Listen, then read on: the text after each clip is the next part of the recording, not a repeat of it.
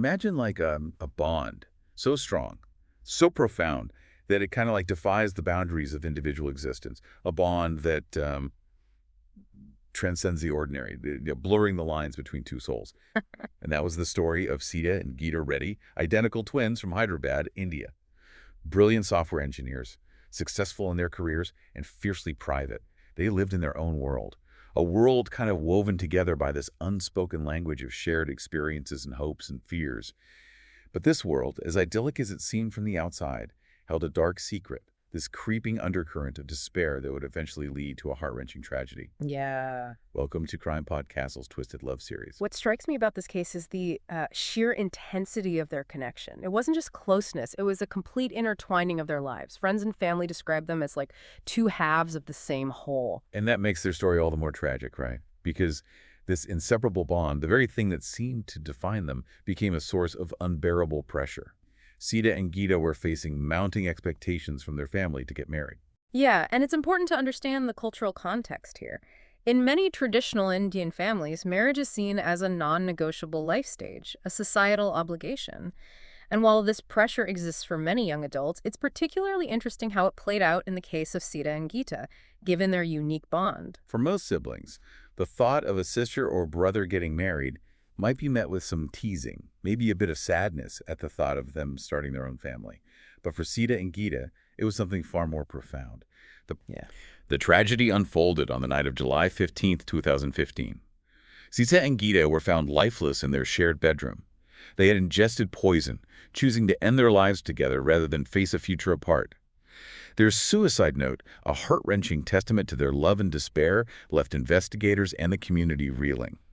Reading their words, you can almost feel the weight of their decision, the agonizing struggle they must have endured before arriving at such a desperate conclusion. They wrote about their bond as something eternal, something that death itself couldn't sever. It's both beautiful and utterly heartbreaking. Yeah. Yeah. The police investigation, of course, confirmed the cause of death as poisoning. The toxicology reports, the absence of any signs of a struggle, and the heartbreaking content of their suicide note all pointed towards a premeditated act of desperation. Their family, devastated and bewildered, shared details about the escalating tension, the tearful arguments, and the sisters' increasing withdrawal from social life. It paints a very somber picture, doesn't it? A picture of two young women trapped in a vortex of fear and despair. Their world shrinking until the only option left was to escape together. And that's what makes this case so compelling, so haunting. It forces us to confront the complexities of human connection, the profound impact of societal expectations, and the devastating consequences when those expectations clash with individual well-being. You know, it's easy to look at this case and just label it a tragedy driven by cultural pressures. But I think there's a deeper layer here, a psychological dimension that we need to explore.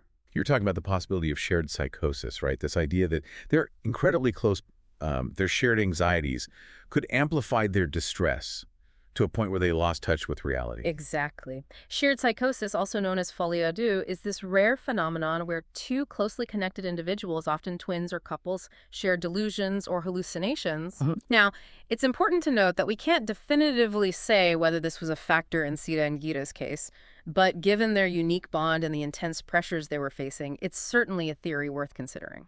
So how does this shared psychosis actually work?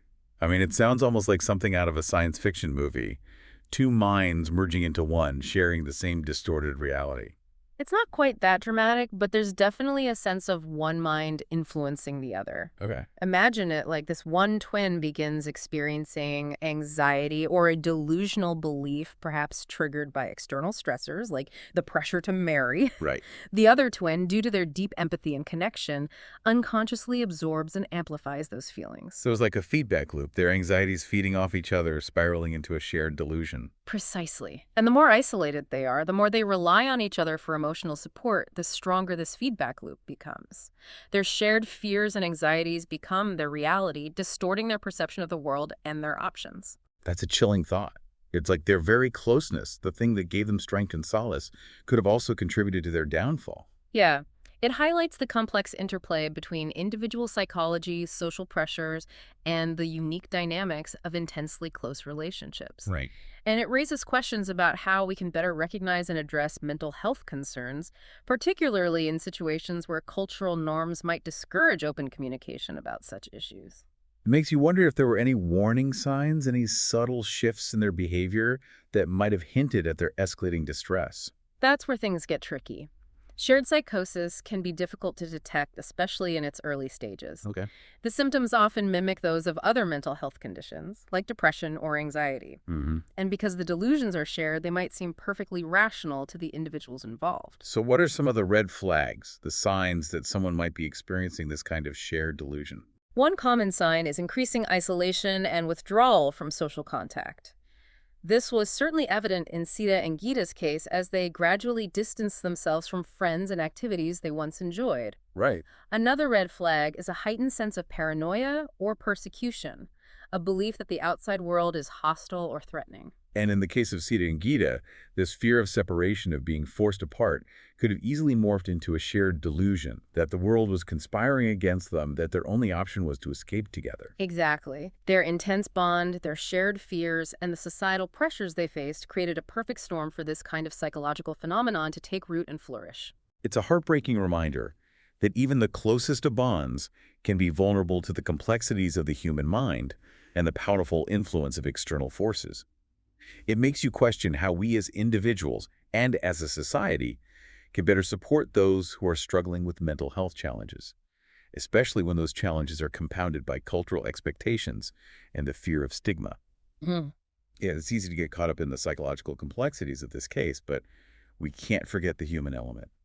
Two young women, full of life and potential, driven to such a desperate act, it makes you question if there was anyone that could have intervened, could have changed the course of their story. That's the question that lingers, isn't it? What if they had felt comfortable reaching out for help? What if there had been a more open dialogue about mental health within their family or community? What if societal pressures hadn't been so overwhelming? It's a painful what if, but it highlights the urgent need for greater awareness and support, especially within cultures where mental health issues are often stigmatized and silenced.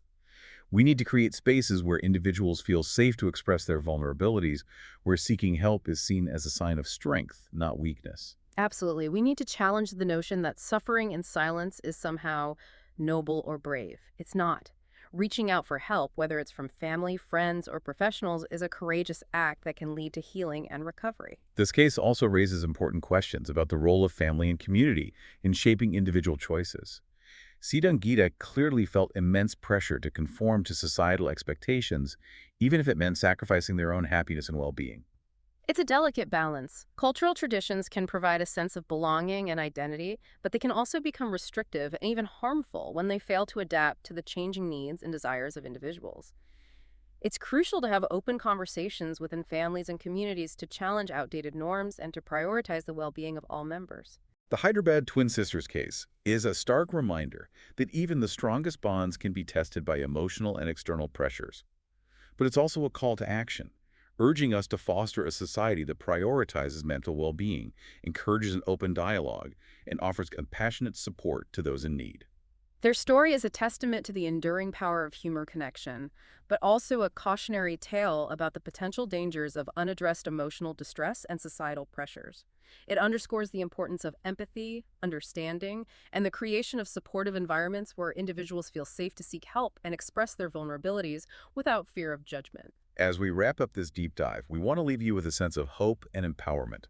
While the Hyderabad Twin Sisters case is undeniably tragic, it also serves as a catalyst for change, a reminder that we can all play a role in creating a more compassionate and understanding world. Remember, there is always help available. If you or someone you know is struggling, please reach out to a mental health professional, a trusted friend, or a family member.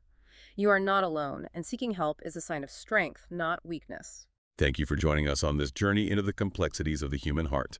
Don't forget to follow and subscribe to CrimePod Castle and our YouTube channel for more stories of love, obsession, and deadly consequences. Until next time, stay curious, stay safe, and as always, stay vigilant.